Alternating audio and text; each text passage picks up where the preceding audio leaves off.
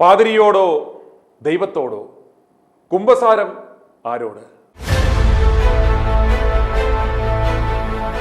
Confession അഥവാ കുമ്പസാരം എന്ന വാക്കും പ്രവൃത്തിയും വളരെയേറെ അർത്ഥവ്യാപ്തിയുള്ള പദമാണ്.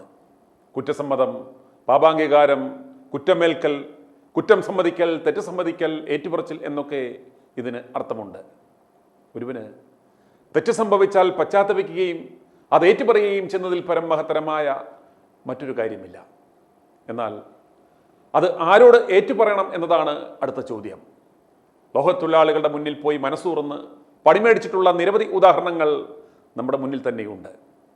ക്രൈസ്തവ സഭകളിലെ നിർബന്ധിത കുമ്പസാരം നിരോധിക്കണം എന്ന വിശ്വാസികളുടെ ഹർജിയും ഇപ്പോൾ സുപ്രീം കോടതിയുടെ പരിഗണനയിലുമുണ്ട്. നമ്മുടെ ബലഹീനതകൾ, വീഴ്ചകൾ, തെറ്റുകുറ്റങ്ങൾ കണ്ണിൽ കണ്ട എല്ലാവരോടും പറയുന്നത് ശരിയാണോ? അപ്രകാരം പാപമോചനം നൽകുവാൻ അധികാരപ്പെട്ടവർ ഈ ഭൂമിയിൽ ആരെങ്കിലും ഉണ്ടോ? അവർ മോചിച്ചു എന്ന് സർട്ടിഫിക്കറ്റ് നൽകിയാൽ ആ പാപങ്ങൾ മോചിക്കപ്പെടുമോ? ചോദ്യങ്ങൾ നിരവധിയാണ് ചിന്തിക്കുന്നവർക്ക്. ക്രൈസ്തവ സമൂഹത്തിൽ പാപമോചന അധികാരമുണ്ടെന്ന് സ്വയം പ്രഖ്യാപിച്ച ഒരു കൂട്ടരുണ്ട്. അവരാണ് പൗരോഹിത്യവർഗം. വിശുദ്ധ വേദപുസ്തകത്തിൽ പുരോഹിതർക്ക് പാപമോചനത്തിനുള്ള അധികാരമുള്ളതായി നമുക്ക് കാണുവാൻ സാധിക്കില്ല എങ്കിലും ഇന്ന് പല ക്രൈസ്തവ സഭകളിലും നിർബന്ധിത കുമ്പസാരമുണ്ട്. പ്രകാരം നിർബന്ധിത കുമ്പസാരം നിലനിൽക്കുന്ന ഓർത്തഡോക്സ്, കത്തോലിക്ക സഭകളിലാണ് ഇന്ന് കുമ്പസാരത്തിൻ്റെ മറവിൽ ഏറ്റവും കൂടുതൽ ചൂഷണങ്ങൾ നടന്നുകൊണ്ടിരിക്കുന്നത് എന്ന് നാം മനസ്സിലാക്കണം. കുമ്പസാരം മുതലെടുത്ത് ലൈംഗിക ചൂഷണം നടത്തിയ ഓർത്തഡോക്സ് പാതിരികളെക്കുറിച്ച് ITV ന്യൂസ് ഇതിനു മുമ്പ് നിരവധി വാർത്തകൾ നൽകിയിട്ടുള്ളത് ഒരുപക്ഷെ പ്രേക്ഷകർ ഓർമ്മിക്കുമല്ലോ. 1800-ാം നൂറ്റാണ്ടിൽ ഫ്രാൻസിസ്കോ നോവെല്ലി വരച്ചതെന്ന് കരുതപ്പെടുന്ന ഒരു ചിത്രം ഇപ്പോൾ കാണിക്കുകയാണ്. ഒരു വശത്ത് കുമ്പസാരത്തിനെത്തിയ പാപിയും പിന്നിൽ സാത്താനും, ഇടതുവശത്ത് പാപമോചനം കിട്ടിയ ആൾ മാലാഹയ്ക്കൊപ്പം. അടിമവിശ്വാസികളുടെ മനസ്സിൽ വിശ്വാസം ഊട്ടിയുറപ്പിക്കുവാൻ ഉപയോഗിച്ച മാർഗങ്ങളിൽ ഒന്നു മാത്രമാണിതെന്ന് നിങ്ങൾ മനസ്സിലാക്കണം. നമ്മൾ കുമ്പസാരിക്കേണ്ടുന്നത്, നമ്മുടെ തെറ്റുകൾ ഏറ്റുപറയേണ്ടുന്നത് ഒരു പുരോഹിതൻ്റെയും മുന്നിലല്ല, നമ്മുടെ ദൈവം മുൻപാകെയാണെന്ന് പറയുന്നത് മറ്റാരുമല്ല, മൈ ചർച്ച് മൂവ്മെന്റ് സ്ഥാപകനായ ശ്രീ A.V. തോമസ് ആണ്. പൗരോഹിത്യ സഭകളിലെ തിന്മകൾക്കും മ്ലേച്ഛതകൾക്കുമെതിരെ ശക്തമായി പ്രതികരിക്കുകയും വചനവിരുദ്ധമായ ചെയ്തികളെ ചോദ്യം ചെയ്യുകയും ചിന്തോദീപകങ്ങളായ നിരവധി പുസ്തകങ്ങളുടെ രചയിതാവുമായ ശ്രീ A.V. തോമസിൻ്റെ മൈ ചർച്ച് മൂവ്മെന്റ് ഒരു ക്രൈസ്തവ നവോത്ഥാന പ്രസ്ഥാനമാണ്. കുമ്പസാരത്തെക്കുറിച്ച് അദ്ദേഹത്തിന് എന്താണ് പറയുവാനുള്ളത് എന്ന് നമുക്ക് ഇപ്പോൾ കേൾക്കാം. അച്ചായ, പൗരോഹിത്യ സഭകൾ പഠിപ്പിക്കുന്നത് പാപമോചനത്തിന് പാതിരിമാരുടെ മുന്നിൽ പോയി നിന്ന് കുമ്പസാരിച്ചാൽ മതി എന്നാണ്. കുമ്പസാരം മുതലെടുത്ത് പലതരത്തിലുള്ള ചൂഷണങ്ങൾ നടന്നിട്ടുള്ളത് ITV ന്യൂസ് റിപ്പോർട്ട് ചെയ്തിട്ടുള്ളത് അങ്ങ് ശ്രദ്ധിച്ചിട്ടുണ്ടാവുമല്ലോ. വിശുദ്ധ വേദപുസ്തകത്തിൻ്റെ അടിസ്ഥാനത്തിൽ വൈദികരുടെ മുന്നിൽ കുമ്പസാരിക്കുക എന്നതിന് എന്തെങ്കിലും അടിസ്ഥാനമുണ്ടോ? സുനില് ഇപ്പോഴെന്നോട് ചോദിച്ച സന്ദർഭത്തിൽ പറഞ്ഞതെല്ലാം സത്യമാണ്.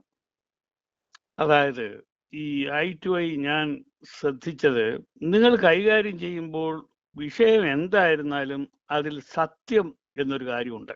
ഈ സത്യം എന്ന് പറഞ്ഞത് യേശു തമ്പുരാൻ പറഞ്ഞു, ഞാൻ വഴിയും സത്യവും ജീവനുമാകുന്നു. വഴി എന്ന് പറഞ്ഞാൽ പിതാവിലേക്കുള്ള വഴി ഞാനാകുന്നു, എന്നിലൂടെയുള്ള അല്ലാതെ ഒരു കുഞ്ഞും എൻ്റെ പിതാവിൻ്റെ അടുക്കൽ വരികയില്ല. സത്യം എന്ന് പറഞ്ഞാൽ അത് യേശുവിൻ്റെ പര്യായമാണ്. ജീവൻ എന്ന് പറഞ്ഞാൽ എന്താ? നിത്യജീവനാണ്. ആ അടിസ്ഥാനത്തിൽ ഈ കുമ്പസാരം എന്ന് പറഞ്ഞ വിഷയത്തെക്കുറിച്ച് ഞാൻ ചുരുക്കമായി സംസാരിക്കാം. കുമ്പസാരം എന്ന് പറയുന്നതിനേക്കാൾ കുറച്ചുകൂടെ നല്ലതായി ഇംഗ്ലീഷ് പദം കൺഫെഷൻ എന്നുള്ളതാണ്. എന്തുകൊണ്ടെന്നാൽ കുമ്പസാരം എന്ന് പറയുമ്പോൾ നമ്മുടെ മനസ്സിൽ വരുന്നത് ഒരു സാധുവായ സ്ത്രീയും ഒരു പുരോഹിതനുമാണ്. അവരുടെ സംസാര മധ്യത്തിൽ വരുന്ന വൃത്തികേടുകൾ അന്തർലീനമായി കിടക്കുന്നത് കൊണ്ട് ഞാൻ കൺഫെഷൻ എന്ന വാക്ക് ഉപയോഗിച്ചു കൊള്ളട്ടെ. കൺഫെഷന് 3 ഘടകങ്ങളുണ്ട്. 1, പാപം തിരിച്ചറിഞ്ഞ് ഏറ്റുപറയുക. 2, ദുഃഖിക്കുക. 3, തിരുത്തലിന് തയ്യാറാകുക. ഒരുവൻ ചെയ്ത തെറ്റിനെ പറ്റി തിരിച്ചറിവ് വന്നിട്ട് ലജ്ജയും സങ്കടവും ദുഃഖവും ഉൾക്കൊണ്ട് സമ്മതിക്കുന്നതാകുന്നു കൺഫെഷൻ. അത് ഇതിന്റെ 1ാമത്തെ പടി. അത് ഒന്നുകിൽ ലീഗലാകാം, അല്ലെങ്കിൽ രഹസ്യമാകാം. നമ്മുടെ ദുഷ്പ്രവർത്തി കൊണ്ട് മുറിവേറ്റ മനുഷ്യനോട് കൺഫസ് ചെയ്താൽ മാനസികമായ ഭാരം ഒഴിവായി കിട്ടും. ഇതാകുന്നു കൺഫഷന്റെ സൈക്കോളജിക്കൽ ആസ്പെക്ട്. അതോടുകൂടി മനംതിരിവ് സംഭവിക്കുന്നുവെങ്കിൽ നേടി. രണ്ടാമത്തെ പടി അതാകുന്നു ആ മനംതിരിവ്. എന്നാൽ നിങ്ങൾ പാപക്ഷമയാകുന്നു കാംക്ഷിക്കുന്നത് എങ്കിൽ നിങ്ങൾ യേശുവിനോട് കൺഫഷൻ നടത്തണം. കാരണം പാപം ക്ഷമിക്കുവാൻ അധികാരമുള്ള ഒരേ ഒരാൾ ദൈവം മാത്രമാകുന്നു. പിന്നീടുള്ളത് ശിഷ്യന്മാരാകുന്നു. ഉയർത്തെഴുന്നേറ്റ യേശു പറയുന്നത്, ശിഷ്യന്മാരോട് പറയുന്നത് ശ്രദ്ധിക്കുക. യോഹന്നാന്റെ സുവിശേഷം 20:23. യേശു പിന്നെയും അവരോട്, നിങ്ങൾക്ക് സമാധാനം, പിതാവ് എന്നെ അയച്ചതുപോലെ ഞാനും നിങ്ങളെ അയക്കുന്നു എന്ന് പറഞ്ഞു. ഇങ്ങനെ പറഞ്ഞ ശേഷം അവൻ അവരുടെ മേൽ ഊതി അവരോട്, പരിശുദ്ധാത്മാവിനെ കൈക്കൊള്ളുവീൻ. ആരുടെ പാപങ്ങൾ നിങ്ങൾ മോചിക്കുന്നുവോ അവർക്ക് മോചിക്കപ്പെട്ടിരിക്കുന്നു, ആരുടെ പാപങ്ങൾ നിർത്തുന്നുവോ അവർക്ക് നിർത്തിയിരിക്കുന്നു എന്ന് പറഞ്ഞു. ഈ കൽപ്പനയുടെ ചുവട് പറ്റി പുരോഹിതന്മാർ പാപം ക്ഷമിക്കുന്നത് തെറ്റാകുന്നു. അതിന് ഫലമില്ല. കാരണം ഒന്ന്, ലേവി പൗരോഹിത്യം സ്കറിയായോടുകൂടി നിന്നുപോയി. ഇപ്പോൾ അവർ പുരോഹിതന്മാരല്ല. രണ്ട്, ഈ കൽപ്പന കൊടുത്തത് ശിഷ്യന്മാർക്കത്രേ, പുരോഹിതന്മാർക്ക് അല്ല. പുരോഹിതന്മാർ ശിഷ്യന്മാർ അല്ല. അതുകൊണ്ടാകുന്നു മൈ ചർച്ച് എപ്പോഴും നാം എല്ലാവരും യേശുവിന്റെ ശിഷ്യഗണം ആകണം എന്ന് ശഠിക്കുന്നത്. സഭകളിൽ ഈ വിശ്വാസികൾ, അത് ഏത് സഭകളിലായിക്കോട്ടെ, കുമ്പസാരം എന്ന് പറയുന്നത് പലതരത്തിലുള്ള ചൂഷണങ്ങൾക്കും ഇവർ വിധേയമാക്കുന്നത് കൊണ്ട് ഇത്തരത്തിലുള്ള ഇന്ന് നമ്മൾ കാണുന്ന തരത്തിലുള്ള കുമ്പസാരം, പുരോഹിതന്റെ മുന്നിൽ പോയി മുട്ടുകുത്തി നിന്ന് മനസ്സിലുള്ള കാര്യങ്ങൾ പറയുന്നത്, ഇത് യഥാർത്ഥത്തിൽ നിർത്തലാക്കേണ്ടുന്ന ഒരു സമയം അതിക്രമിച്ചില്ലേ? അതിക്രമിച്ച് കഴിഞ്ഞു. പുരോഹിതന്റെ മുൻപിൽ മനുഷ്യൻ ചെന്ന് ഇങ്ങനെ പാപങ്ങൾ ഏറ്റു പറയുന്നത് എവിടെങ്കിലും വേദപുസ്തകത്തിൽ നിങ്ങൾ വായിച്ചിട്ടുണ്ടോ? ഇല്ല. ഇതിന്റെ പിന്നിൽ പ്രവർത്തിച്ചിരിക്കുന്ന ആള് പിശാചാണ്. പിശാചിനറിയാം ഈ ഒരു സംഭവം നടക്കുകയാണെന്നുണ്ടെങ്കിൽ, പണ്ട് കാലത്തൊക്കെ ഈ പെണ്ണുങ്ങള് മുട്ടുകുത്തി കുനിഞ്ഞു കിടക്കണം. ഇപ്പോഴും അതുപോലെ തന്നെ നമ്മുടെ ഓർത്തഡോക്സ് സഭയിലും ഒക്കെ അങ്ങനെ തന്നെയല്ലേ കുമ്പസാരിക്കുന്നത്? ഇപ്പോഴത്തെ പെൺകുട്ടികൾ മഹാമിടുക്കര. അവരെന്ത് ചെയ്യുന്നറിയോ? അച്ഛാ, എന്റെ കാലിന്റെ മുട്ടിന് ഭയങ്കര വേദനയാ, ഞാൻ ഇവിടെ നിന്നോട്ടെ, ഗെറ്റ് ഔട്ട് എന്ന് അച്ഛന് പറയാൻ വെക്കുവോ? അതുകൊണ്ട് അച്ഛന് നിൽക്കുക, അവള് നിൽക്കുക, അവരൊക്കെ മിടുക്കരാണ്. ഇതിനു മുമ്പ് സംഭവിക്കുന്ന വെച്ചാൽ രണ്ട് കൈയും കുത്തി, ഒന്നാമത് ഒരു നാണയം കൊണ്ടുവന്നിട്ടുണ്ട്. ഇപ്പോഴതില്ല. പണ്ട് കാലത്ത് കുമ്പസാരിക്കുന്നതിന് ആ നാണയം കൊടുക്കണം. അത് കഴിഞ്ഞിട്ട് രണ്ട് കൈയും പ്രായമായ ഒരു പെണ്ണ് അങ്ങോട്ട് കുത്തിക്കൊണ്ട് കുനിഞ്ഞു കിടക്കുകയാണെന്നുണ്ടെങ്കിൽ അതൊരു പോസ് നല്ലതല്ല. അത് പോസ് നല്ലതാകുന്ന എപ്പോഴാണെന്നറിയാം? അവൾ കർത്താവിന്റെ മുൻപായി കിടക്കണം. കർത്താവായ യേശു എന്ന മഹാപുരോഹിതന്റെ മുൻപാകെ അവള് പോയാൽ അവിടെ അപ്പനായ യേശു, അവിടെ അപ്പനാണ് ദൈവം. അത് ഡിവൈൻ റിലേഷൻഷിപ്പാ. ഇത് പിശാച് പറഞ്ഞയച്ച ഒരു മനുഷ്യനാണ്. അവരിൽ പ്രത്യേകിച്ച് വിവാഹം കഴിക്കാത്തവനാണെന്നുണ്ടെങ്കിൽ ഈ പെൺകുട്ടി വന്ന് അവിടെ ഇരിക്കുന്ന ഉടനെ ഇവൾ ഒരു മണം ഇവിടെ ദേഹത്ത് നിന്നുണ്ടാകും. അവള് സ്പ്രേ അല്ല ഞാൻ പറയുന്നത്. അത് ഈ കൊരിന്ത്യ ലേഖനത്തിനകത്ത് പൗലോസ് അപ്പോസ്തലൻ പറയുന്നുണ്ട്, ദൂതന്മാർ മൂലം പാപം ചെയ്യാതിരിക്കാൻ നിങ്ങൾ തലയിൽ തുണിയിടണമെന്ന്. ദൂതന്മാരും തലയിൽ തുണിയിടുന്നതായിട്ട് എന്താ ബന്ധം? ഉണ്ട്. അതായത് സുനിൽ വിവാഹം കഴിച്ച ആളാണല്ലോ. സുനിലിന്റെ ഭാര്യ സുനിലിനേക്കാൾ നീളം കുറഞ്ഞ ആളാ. അപ്പോൾ ഈ പെൺകുട്ടി അടുക്ക വരുന്ന ഉടനെ മൂക്കുമായിട്ട് വലിയ അകലമില്ല. അപ്പൊ എന്താണെന്നറിയോ? ഈ തലയിൽ നിന്നും ഈ സ്ത്രീകൾക്ക് ഒരു സ്മെല്ല് മേളോട്ട് വരുന്നുണ്ട്. അത് അവർ തമ്മിലുള്ള വേഴ്ചയ്ക്ക് അത് കാരണമായി തീരുന്നു. ഈ പുരോഹിതൻ, പെണ്ണ് കെട്ടാത്ത ആള് ഇത് ഈ മണം കെട്ടിക്കഴിഞ്ഞാൽ തലയ്ക്ക് വട്ട് പിടിക്കത്തില്ലയോ? അപ്പൊ പിശാച് പറഞ്ഞോട്ട്, അതേടാ മോനെ, അടിയടാ, നീ അങ്ങോട്ട് ചോദിക്ക്, അങ്ങനെ അങ്ങോട്ട് ചോദിക്ക്, അതിനുശേഷം ഇതങ്ങോട്ട് ചോദിക്ക്, അവളുടെ ഭർത്താവുമായിട്ട് ഉള്ള റിലേഷന്റെ കാര്യം വരുന്നുണ്ടെ ചോദിക്കടാ. ഇതിനകത്ത് ആരാന്നറിയോ? പിശാച് എൻജോയ് ചെയ്യുന്നു. ഈ മനുഷ്യൻ എളിപിരി കൊള്ളുന്നു.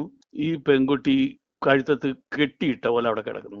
ഇതാണോ നിങ്ങളുടെ പാപങ്ങൾ ഏറ്റു പറയേണ്ടത്? No, this is wrong, absolutely wrong.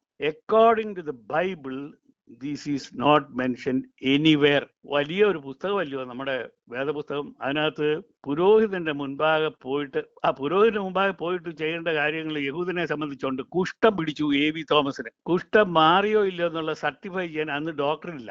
അപ്പോൾ ചെന്ന് പുരോഹിതനെ കാണിക്കണം. കാണിച്ചിട്ട് മാറിയല്ലോ, ശരി, ഓക്കെ, നാളെ തൊട്ട് പള്ളി വന്നു, അല്ലെങ്കിൽ ഒരാട്ടുകുട്ടിയെ കൊണ്ടുവാ, ഇങ്ങനെ പറയുന്നതിന് പുരോഹിതന് ഒരു സ്ഥാനമുണ്ടായിരുന്നു. എന്നാൽ ഈ കുമ്പസാരം, പിന്നെ ഞാൻ ആ വാക്ക് ഉപയോഗിച്ചു, ഈ കൺഫെഷൻ പുരോഹിതന്റെ മുൻപാകെ നടത്തുന്നതിന് നിയമം ഇല്ല. ഇന്ന് പള്ളിയിൽ പൊതുയോഗത്തിനിരിക്കണമെങ്കിൽ, വാർഷിക പൊതുയോഗത്തിനിരിക്കണമെങ്കിൽ കുമ്പസാരിച്ച് കുർബാന കൈക്കൊള്ളണം, കുമ്പസാര രജിസ്റ്ററിൽ പേര് വേണമെന്നുള്ള നിർബന്ധിത കുമ്പസാരമാണ് ഇന്ന് നടക്കുന്നത്.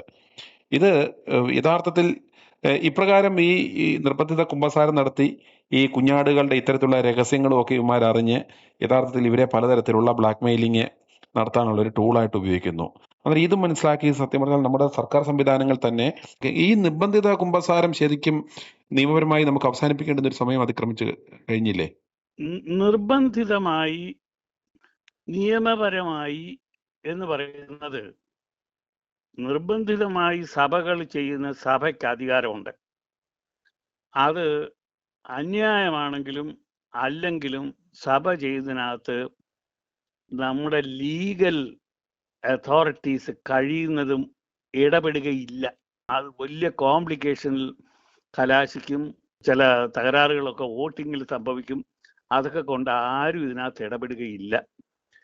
എന്നാൽ ഇതിന്റെ സ്ഥാപകനായ പിശാചുണ്ടല്ലോ, നിങ്ങളെ ഇടത്തോട്ടും വലത്തോട്ടും പോകാൻ അനുവദിക്കുകയില്ല.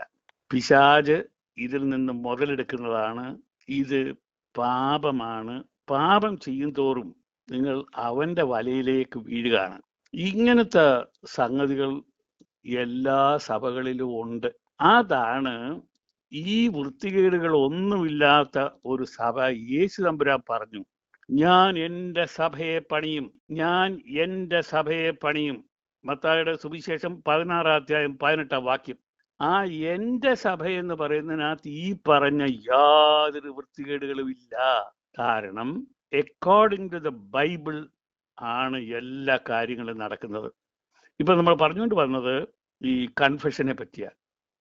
കൺഫെഷനും കുർബാനയും കൂടെ കൂട്ടിച്ചേർത്ത് ഒരു പ്രയോഗം നടത്തുന്നുണ്ട്. കുർബാന അല്ലെങ്കിൽ തിരുശരീര രക്തങ്ങൾ ഭക്ഷിക്കുക എന്ന് പറഞ്ഞിരുന്നാൽ അത് കർത്താവിൻ്റെ കൽപ്പനയാണ്. ഞാൻ വരുമ്പോഴും എൻ്റെ ഓർമ്മയ്ക്കായി ഇത് ചെയ്യുവീൻ. കർത്താവ് എന്ത് അതിൻ്റെ മുഴക്കമൊന്ന് ശ്രദ്ധിക്കണമേ. ഞാൻ വരുമ്പോഴും എൻ്റെ ഓർമ്മയ്ക്കായി ഇത് ചെയ്യുവീൻ. അതിൻ്റെ കൂടെ അങ്ങ് കൂട്ടിക്കെട്ടിയാൽ ഇതിന് ഒരു വെയിറ്റ് വരുമല്ലോ. ഏത്? ഈ കൺഫെഷൻ ഒരു വെയിറ്റ് വരുമല്ലോ. നേരെ നിങ്ങൾ സ്വർഗത്തിലേക്ക് നിങ്ങളുടെ കണ്ണുകളെ ഉയർത്തുക. അവിടെ പിതാവും പുത്രനും ഉണ്ട്. ആ പുത്രന്റെ അടുക്കൽ, പുത്രൻ എന്ന് പറഞ്ഞാൽ യേശു, യേശു എന്ന് പറഞ്ഞാൽ മഹാപുരോഹിതൻ. 24/7 നിങ്ങളുടെ കൺഫെഷൻ കേൾക്കാനായിട്ടിരിക്കുന്ന ആളാണ്. നിങ്ങൾ ചെന്ന് പറയും, കർത്താവേ, ഞാൻ തെറ്റ് ചെയ്തു പോയി, എന്നോട് ക്ഷമിക്കണമേ, ഞാൻ ഇനി ചെയ്യുകയില്ല, എന്നെ സഹായിക്കണമേ. അപ്പൊ സ്വർഗത്തിലൊരു സന്തോഷമാണ്.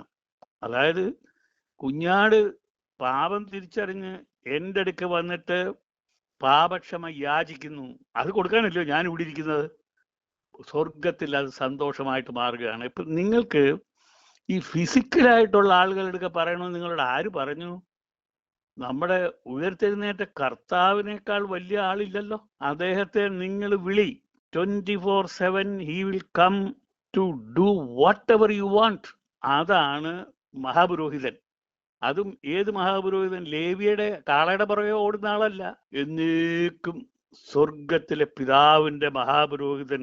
മൽക്കിസദേക്കിന്റെ ക്രമം. മൽക്കിസദേക്കിന്റെ ക്രമം എന്ന് പറഞ്ഞാൽ കാളയുടെ ചോരയല്ല, അപ്പവീഞ്ഞികൾ. ഈ സംസാര മധ്യത്തിൽ ഈ കുംഭസാരവും കുർബാനയും കൂടെ കൂട്ടിക്കിട്ടുന്നത് മഹാതെറ്റ. കുംഭസാരം എന്ന് പറഞ്ഞാൽ നിങ്ങൾ ഉണ്ടാക്കിയ ഒരു തെറ്റ്. ഈ തിരുശരീര രക്തങ്ങൾ നമ്മുടെ യേശു തമ്പുരാൻ കൽപ്പിച്ച് നിയമിച്ചതാണ് അനുഗ്രഹത്തിന് വേണ്ടി. എന്തിനാ? നിങ്ങൾ യേശുവിനെ ആഹരിക്കുകയാണെന്നുണ്ടെങ്കിൽ, നിങ്ങൾ ആഹരിക്കുക എന്ന് ഞാൻ പറഞ്ഞതിൻ്റെ അർത്ഥം യേശുവിനെ കടിച്ചു തിന്നാനല്ല. ട്രാൻസ്സബ്സ്റ്റാൻഷിയേഷൻ എന്ന് പറഞ്ഞുകൊണ്ട് ചില സഭകളിൽ നടത്തുന്ന അതൊക്കെ പച്ച കള്ളമാണ്. നമ്മൾ തുടങ്ങുന്നത് ഗോതമ്പപ്പം, നമ്മൾ കഴിക്കുന്നത് ഗോതമ്പപ്പം. പക്ഷേ കർത്താവ് കൽപ്പിച്ചു, ഞാൻ വരുവോളും എൻ്റെ ഓർമ്മയ്ക്കായി ഇത് ചെയ്യുവീൻ. ഇത് കഴിക്കുന്നവൻ എന്നിലും ഞാൻ അവനിലും വസിക്കും. എത്ര നാളാ? നിത്യതയോളം. അതാണ് ഈ അപ്പവീഞ്ഞുകളുടെ പ്രാധാന്യം. അതുകൊണ്ട് ഇത് രണ്ടും കൂടെ കൂട്ടിക്കെട്ടിയത് പിശാചാ. അപ്പവീഞ്ഞുകൾ എന്ന് പറയുമ്പം ബഹുമാനവും ഭക്തിയും ആദരവും എല്ലാം നിറഞ്ഞു നിൽക്കും. ഇവിടെ സുനിൽ പറഞ്ഞില്ലയോ, ഒരു പറ്റം പുരോഹിതന്മാർ ഒരു സഹോദരന്റെ ഭാര്യയെ മാറി മാറി വ്യഭിചരിച്ചാൽ എന്താ യേശുദമ്പുരാൻ പറഞ്ഞതെന്നറിയാവോ? പാതാള ഗോപുരങ്ങൾ ജയിക്കാൻ അത് കാരണമായി. പാതാള ഗോപുരങ്ങൾ ജയിക്കാൻ കാരണം അതിനിങ്ങനെ പറഞ്ഞേ, ഈ പാറമേൽ ഞാൻ എൻ്റെ സഭയെ പണിയും, പാതാള ഗോപുരങ്ങൾ അതിനെ ജയിക്കയില്ല. ഇപ്പൊ സംഭവിച്ച എന്താ? 45,000 സഭകള്, 1,900 തരത്തിലുള്ള സംഗതികള് എല്ലാം പാതാള ഗോപുരങ്ങൾ ജയിക്കാനാണ്. ഇതിനകത്ത് ഏതാണ് മൈ ചർച്ച്? ഒരെണ്ണം പള്ളിയിലിരിക്കുന്ന എല്ലാം വിശുദ്ധന്മാരാ. പൗലോസപ്പോസ്തലൻ ഒരു വാചകം പറഞ്ഞു ഓർക്കുന്നു, കൊരിന്തിലെ വിശുദ്ധന്മാർക്ക് നിങ്ങൾക്ക് വന്ദനം ചൊല്ലുന്നു, എഫേസൂസിലെ വിശുദ്ധന്മാർ നിങ്ങൾക്ക് വന്ദനം ചൊല്ലുന്നു. അത് ഭിത്തിയിൽ ഒട്ടിച്ചേക്കുന്ന പടമല്ല. കൂലിക്കാരനും കൃഷിക്കാരനും മറ്റവനും മറിച്ചവനും കർത്താവിന്റെ സന്നിധിയിൽ വരുമ്പോൾ അവൻ വിശുദ്ധനാണ്. യഹോവയായ ദൈവം പറഞ്ഞു, ഞാൻ വിശുദ്ധനായിരിക്കുന്ന പോലെ നിങ്ങൾ വിശുദ്ധരായിരിപ്പീൻ. ഞാൻ പറഞ്ഞുകൊണ്ട് വന്ന പോയിന്റ് എന്താണെന്ന് വെച്ചാൽ, ഇത് എല്ലാം സർവത്ര പാപമാണ്.